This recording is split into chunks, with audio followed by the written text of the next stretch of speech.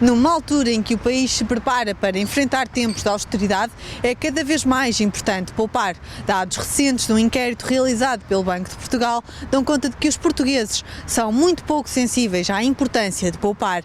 Neste domingo que se celebra o Dia Mundial da Poupança, o Negócios foi falar com especialistas e saber que dicas poderão eles dar para aplicar o seu dinheiro.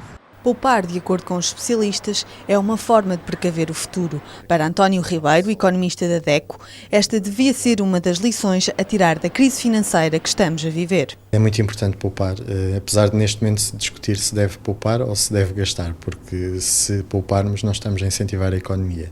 Mas de facto é muito importante poupar para criar uma base de estabilidade nas famílias, até porque se há lição que deveríamos aprender com esta crise é mesmo que a poupança é muito importante para criar uma base sólida para acautelar o futuro.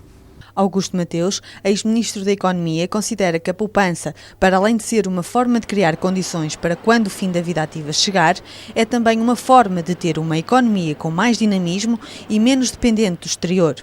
Nós não podemos ter um bom futuro sem poupar. Não podemos pensar nos nossos filhos, nos nossos netos e não poupar. Não podemos pensar em nós próprios e não poupar.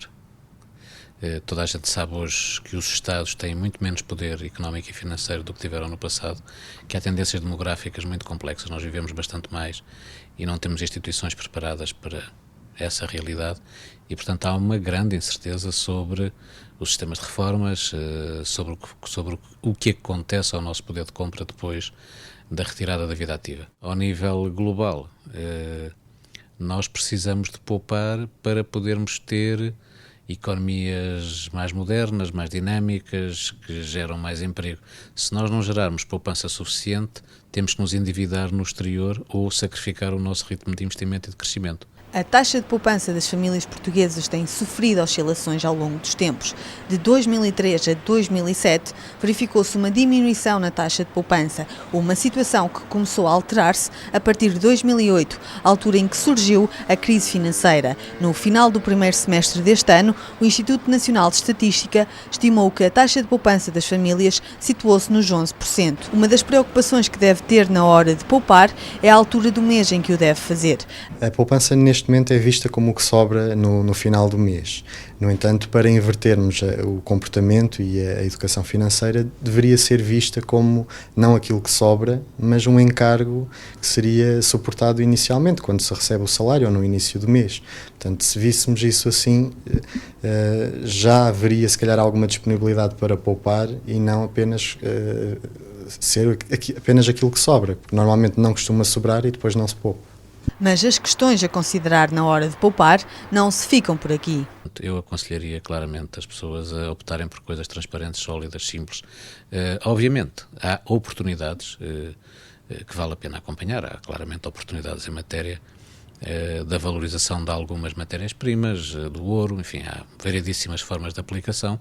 Enfim, com especialistas em quem se possa confiar, esses caminhos até podem ser trilhados, porque hoje é relativamente fácil encontrar instituições que nos apoiam nesse tipo de aplicações. Depende do objetivo da poupança, depende do tipo de risco que está disposto a assumir, depende do horizonte temporal, portanto isso varia muito. De qualquer forma, há sempre 3 critérios que é importante ter em conta em cada produto, que é o rendimento, que é sempre o critério mais importante, a segurança e a liquidez.